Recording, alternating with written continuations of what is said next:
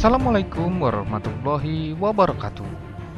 Pertempuran Preveza berlangsung pada tanggal 28 September 1538 di dekat Preverza, Yunani Barat Laut, antara armada Kesultanan Utsmaniyah melawan Liga Suci yang dihimpun oleh Paus Paulus ketiga. Di antara berbagai pertempuran yang pernah dilakukan oleh Barbarossa, pertempuran kali ini adalah pertempuran yang paling bersejarah.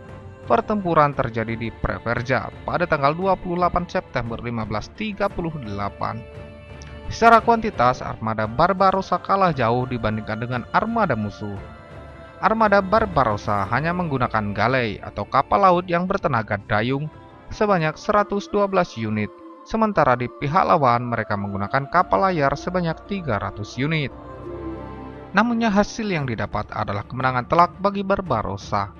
Pasukan Utsmaniyah yang dipimpin Barbarossa berhasil memenangkan pertempuran ini, sehingga mampu mendominasi Laut Tengah hingga pertempuran Lepanto pada tahun 1571. Atas kemenangan ini, akibatnya Turki memenangkan kendali seluruh Mediterania. Pada tahun 1538, Paus Paulus ketiga mengorganisir pasukan tempur yang terdiri dari orang-orang Spanyol, Malta, Genoa, Venesia, dan negara-negara kepausan. Pasukan ini diberi nama Liga Suci dan dipimpin oleh Laksamana Andrea Doria. Mereka memiliki misi untuk mengalahkan Barbarossa dan armada Ottoman. Meskipun dengan jumlah armada yang lebih kecil, armada Barbarossa mengambil sikap lebih ofensif. Kunci kemenangan Barbarossa ternyata ada pada penggunaan galei. Dibandingkan dengan kapal layar, galei tidak bergantung terhadap angin, lebih lincah dan dapat tetap bergerak dengan cepat meskipun berada di teluk atau sisi pulau yang anginnya sedikit. Dalam pertempuran Preverza, Barbarossa menang telak atas Doria. Armada Barbarossa menenggelamkan 10 kapal Liga Suci, merebut 36 lainnya, dan membakar 3 tanpa kehilangan 1 galei pun. Mereka juga menangkap sekitar 3.000 pelaut Kristen. Walaupun demikian, 400 orang pasukan Barbarossa juga tewas dan 800 lainnya terluka. Keesokan harinya, meski mendapat desakan dari kapten lain untuk tetap bertempur, namun Doria memerintahkan orang-orang yang selamat di armada Liga Suci untuk mundur. Kemenangannya membuka Tripoli dan Mediterania Timur untuk kekuasaan Ottoman.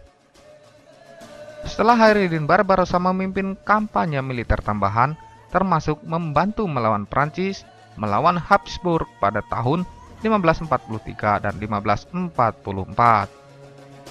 Kemenangan Barbarossa di Preveza membuat Kekaisaran Ottoman mendominasi Laut Mediterania selama lebih dari 30 tahun ke depan. Barbarossa mengambil keuntungan dari dominasi tersebut untuk membersihkan benteng-benteng orang Kristen di Laut Aegea dan Ionia. Venesia meminta perdamaian pada bulan Oktober 1540, mengakui kekuasaan Ottoman atas tanah tersebut dan membayar ganti rugi perang. Orang-orang Genoa akhirnya menyerah untuk mengalahkan Barbarossa dan lebih memilih untuk membayar upeti agar tidak diserang. Melihat kehebatan Barbarossa, Kaisar Romawi Suci Charles V pada tahun 1540 mencoba merekrut Barbarossa untuk berpindah sisi dan bergabung dengan Roma. Barbarossa ditawarkan untuk menjadi laksamana tertinggi armada Romawi, namun Barbarossa tidak tertarik dengan tawaran tersebut. Setelah diangkat menjadi laksamana agung Kekaisaran Ottoman dari yang tadinya hanya sebatas perompak biasa, kali ini Hayreddin Barbarossa menunjukkan kesetiaannya terhadap Ottoman. Pada musim gugur berikutnya, Charles V turun langsung memimpin dalam upaya penaklukan Aljazair dan armada Barbarossa. Namun cuaca yang buruk, yakni badai dan kehebatan pertahanan armada Barbarossa menimbulkan malapetaka bagi armada Romawi. Mereka terpaksa berlayar pulang ke Roma dengan kekalahan dan tangan hampa. Akibat dari serangan ini, Barbarossa mengambil langkah yang lebih agresif. Dia melakukan penyerangan ke seluruh area Laut Mediterania Barat.